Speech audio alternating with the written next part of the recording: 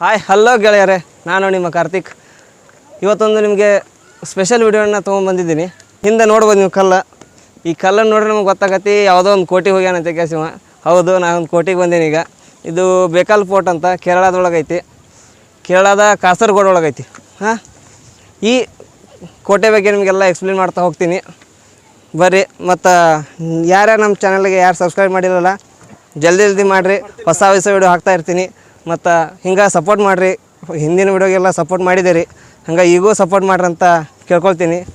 ಬರ್ರಿ ಎಲ್ಲ ತೋರಿಸ್ತೀನಿ ಈಗ.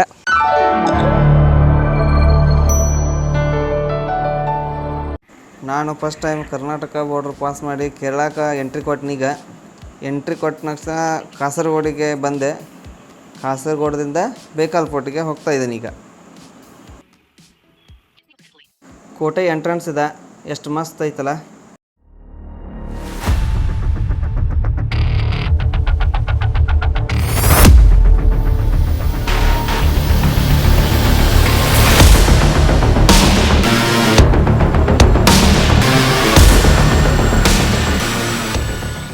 ಕೋಟೆ ಮುಂದ್ಗಡೆ ಪಾರ್ಕಿಂಗ್ ಮಾಡೋಕ್ಕಂತ ಭಾಳ ಜಾಗ ಐತಿ.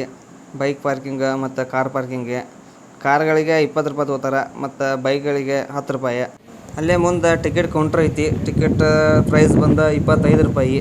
ಮತ್ತು ನೀವು ದೊಡ್ಡ ಬ್ಯಾಗ್ಗಳು ಏನಾದರೂ ತಂದಿದ್ರೆ ಅಲ್ಲಿ ಕ್ಲಾಕ್ ರೂಮ್ ಅಂತ ಐತಿ, ಅಲ್ಲಿ ಇಡ್ಬೋದು. ಇಟ್ಟು ಕ್ಯಾಸ್ ಒಳಗಡೆ ಕೋಟೆ ನೋಡೋಕೆ ಹೋಗ್ಬೋದು. ASI ಅಂದರೆ ಆರ್ಕಿಯಾಲಜಿಕಲ್ ಸರ್ವೆ ಆಫ್ ಇಂಡಿಯಾ ಅಂಡ್ರದೊಳಗೈತಿ. ಹೀಗಾಗಿ ಎಂಟ್ರೆನ್ಸ್ ಫೀಸನ್ನೇ ಇಟ್ಟಿರ್ತಾರೆ.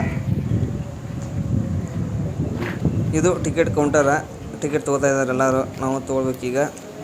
ಮತ್ತು ಇಲ್ಲಿ ಬೋರ್ಡ್ ಹಾಕಿದ್ದಾರೆ, ಇದು ಕ್ಲಾಕ್ ರೂಮ್ ಅಂತ ಹೇಳಿದ್ನಲ್ಲ ಅದು.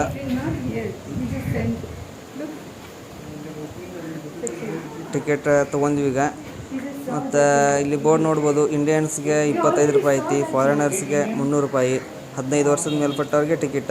ಬೆಳಗ್ಗೆ 8ರಿಂದ 5:30ವರೆಗೂ ಇಲ್ಲಿ ಹೋಗ್ಬೋದು. ಜಸ್ಟ್ ಟಿಕೆಟ್ ತೊಗೊಂಡ್ವಿ, ಬರ್ರಿ ಒಳಗಡೆ ಹೋಗೋಣ. ತೋರಿಸ್ತೀನಿ ಎಲ್ಲ ನಿಮಗೆ ಕೋಟೆ ಹೆಂಗೈತಿ ಅಂತ ಕೆಲಸ. ಈಗ ಬೇಕಲ್ ಫೋರ್ಟ್ನ ಎಂಟ್ರೆನ್ಸಲ್ಲಿದ್ದೀವಿ ನೋಡಿ, ಬನ್ನಿ ಒಳಗಡೆ ಹೋಗುವ.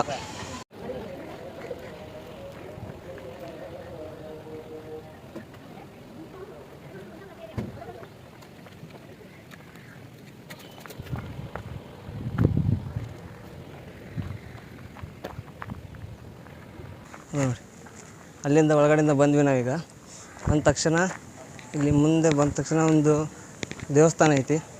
ದೇವಸ್ಥಾನ ಅಂದರೆ ಒಳಗಡೆ ಹನುಮಂತನ ಒಂದು ಮೂರ್ತಿ ಐತಿ ನೋಡಿ. ನೋಡ್ಬೋದು, ಮುಖ್ಯ ಪ್ರಾಣ ದೇವಸ್ಥಾನ ಅಂತ ಬರ್ದಾರ ದೇವಸ್ಥಾನ ಮೇಲ್ಗಡೆ. ಒಳಗೆ ಹನುಮಂತನ ಮೂರ್ತಿ ಐತಿ ನೋಡ್ರಿ.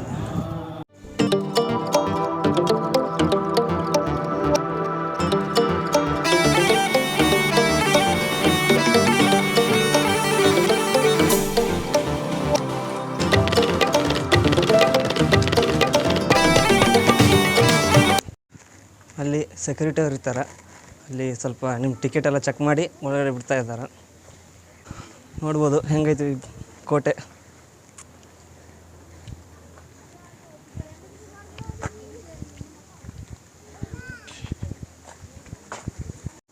ಈ ಕೋಟೆ ನೀವು ನೋಡ್ಬೇಕಂತಂದ್ರೆ ಬೆಳಗ್ಗಿಂದ ಸಾಯಂಕಾಲವರೆಗೂ ಆಗ್ಬೋದು. ಯಾಕಂದ್ರೆ ಇದು 40 ಎಕರೆದಷ್ಟು ದೊಡ್ಡದೈತಂತ ಕೋಟೆ.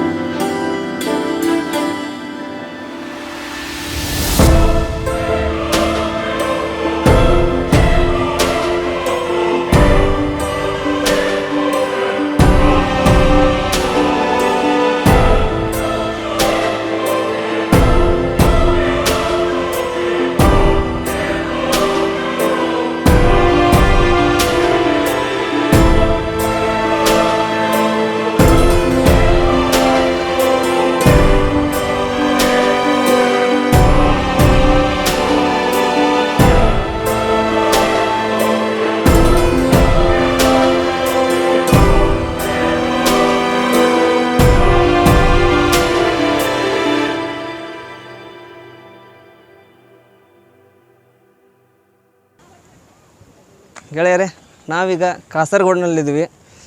ಕಾಸರಗೋಡು ಇವಾಗ ನೋಡಿದ್ರೆ ಕೇರಳದೊಳಗೆ ಐತಿ. ಆದ್ರೆ 1947 ನಮ್ಗೆ ಸ್ವಾತಂತ್ರ್ಯ ಸಿಗೋಕ್ಕಿಂತ ಮುಂಚೆ ಇದು ನಮ್ಮ ಕರ್ನಾಟಕಕ್ಕೆ ಸೇರಿತ್ತು.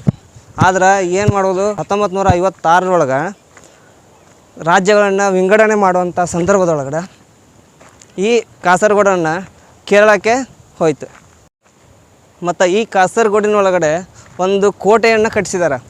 ಯಾರಪ್ಪ ಅಂತಂದ್ರೆ ನಮ್ಮ ಕನ್ನಡಿಗರೇ ಕಟ್ಟಿಸಿದಂಥ ಈ ಕೋಟೆ. ಈ ಕೋಟೆ ಹೆಸರು ಬೇಕಲ್ ಫೋರ್ಟ್, ಬೇಕಲ್ ಕೋಟೆ ಅಂತ ಕೆಲಸ. ಈ ಕೋಟೆಯನ್ನು ಕೆಳದಿ ರಾಜರಾದಂಥ ವೆಂಕಟಪ್ಪ ನಾಯಕ ಅವರು ಕಟ್ಟಿಸ್ಲಿಕ್ಕೆ ಶುರು ಮಾಡ್ತಾರೆ 1650 ಆ ನಂತರ ಅವ್ರ ನಂತರ ಶಿವಪ್ಪ ನಾಯಕ ಅಂತೇಳಿ ಇದ್ದಾರೆ. ಅವರು ಇದನ್ನು ಕಟ್ಟಿಸಿ ಕಂಪ್ಲೀಟ್ ಮಾಡ್ತಾರೆ ಕೋಟೆಯನ್ನು. ಫೋರ್ಟ್ ಕಾಸರಗೋಡಿನಿಂದ 15 ಕಿಲೋಮೀಟ್ರ್ ಮತ್ತು ಮಂಗಳೂರಿನಿಂದ 65 ಕಿಲೋಮೀಟ್ರ್ ಇರುತ್ತೆ. ಈ ಕೋಟೆಯನ್ನು ಲ್ಯಾಟ್ರೇಟ್ ಅನ್ನೋ ಒಂದು ಕಲ್ಲಿನಿಂದ ಕಟ್ಟಿದ್ದಾರೆ. ಈ ಕೋಟೆ ಒಂದು ಕೇರಳದೊಳಗಡೆ ಅತಿ ದೊಡ್ಡ ಕೋಟೆ ಅಂತ ಕೆಲಸ ಹೇಳ್ತಾರೆ. ಈ ಕೋಟೆಯೊಳಗೆ ಅರಮನೆ ಥರ ಏನಿಲ್ಲ, ಏನು ಸಿಕ್ಕಿಲ್ಲ. ಆದ್ರೆ ಈ ಕೋಟೆಯನ್ನು ತಮ್ಮ ರಕ್ಷಣೆಗೋಸ್ಕರ ಕಟ್ಟಿದಾರಂತ ಹೇಳ್ಬೋದು.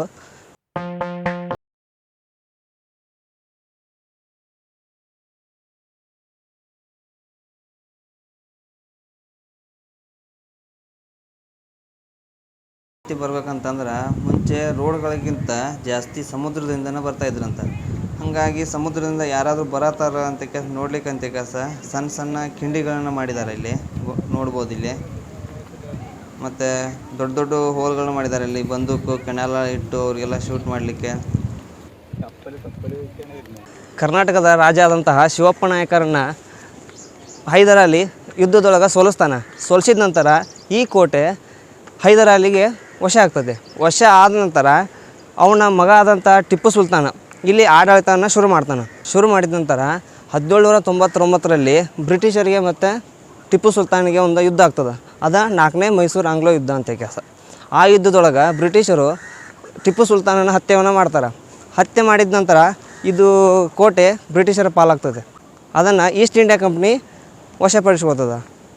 ಆಮೇಲೆ ನಮ್ಮ ಭಾರತಕ್ಕೆ ಒಂದು ಸ್ವಾತಂತ್ರ್ಯ ಸಿಗ್ತದೆ 1947. ಅದಾದಮೇಲೆ 1996 ಪ್ರವಾಸೋದ್ಯಮಕ್ಕೆ ಹ್ಯಾಂಡ್ ಓವರ್ ಮಾಡ್ತಾರೆ ಇದನ್ನು, ಈ ಕೋಟೆಯನ್ನು. ಇಲ್ಲಿ ನೋಟಿಸ್ ಬೋರ್ಡನ್ನು ನೋಡ್ಬೋದು. ಯಾರೂ ಬೀಚಿನ ಹತ್ರ ಹೋಗ್ಬಾರ್ದಂತ ಮತ್ತು ಬಂಡೆಗಳ ಮೇಲೆ ಹೋಗ್ಬಾರ್ದಂತ. ಇಲ್ಲಿಂದ ಬೀಚಿಗೆ ಒಂದು ದಾರಿ ಐತಿ, ನೋಡ್ಬೋದು ಹೆಂಗೈತಿ ವ್ಯೂವ. ಮಸ್ತ್ ಕಾಣ್ತೈತಿ ಸಮುದ್ರ.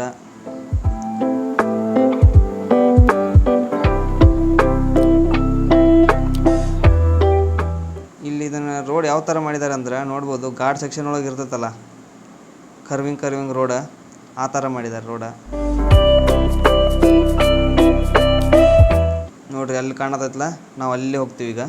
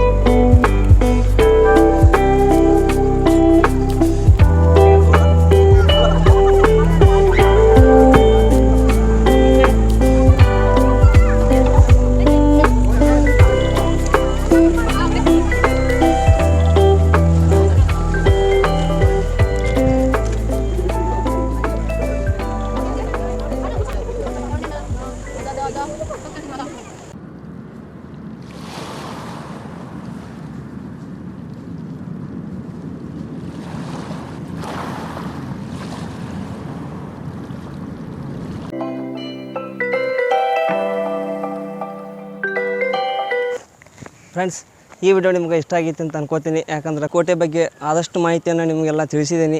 ಈ ವಿಡಿಯೋ ನಿಮ್ಗೆ ಇಷ್ಟ ಆಗೈತೆ ಅಂತ ಅನ್ಕೊಂತೀನಿ. ಕೋಟೆ ಬಗ್ಗೆ ಎಲ್ಲ ನೀವು ತಿಳ್ಕೊಂಡಿರಿ ಮತ್ತು ನೋಡಿರಿ, ಖುಷಿಯಾಗಿತ್ತು ಅಂತಂದ್ರೆ ಒಂದು ಲೈಕ್ ಮಾಡಿರಿ ಮತ್ತು ಕಾಮೆಂಟ್ ಮಾಡಿರಿ ಮತ್ತು ಸಬ್ಸ್ಕ್ರೈಬ್ ಮಾಡಿದ್ದಾರೆ ಅವರಿಗೆಲ್ಲ ತುಂಬ ಥ್ಯಾಂಕ್ಸ್. ಮತ್ತು ನಿಮ್ಮ ಫ್ರೆಂಡ್ಸ್ಗೆಲ್ಲ ಶೇರ್ ಮಾಡಿ ಸಬ್ಸ್ಕ್ರೈಬ್ ಮಾಡಲಿಕ್ಕೆ ಹೇಳಿ. ಮತ್ತು ಮುಂದಿನ ವಿಡಿಯೋದಾಗ ಮತ್ತೆ ಸಿಗೋಣ. ಬಾಯ್.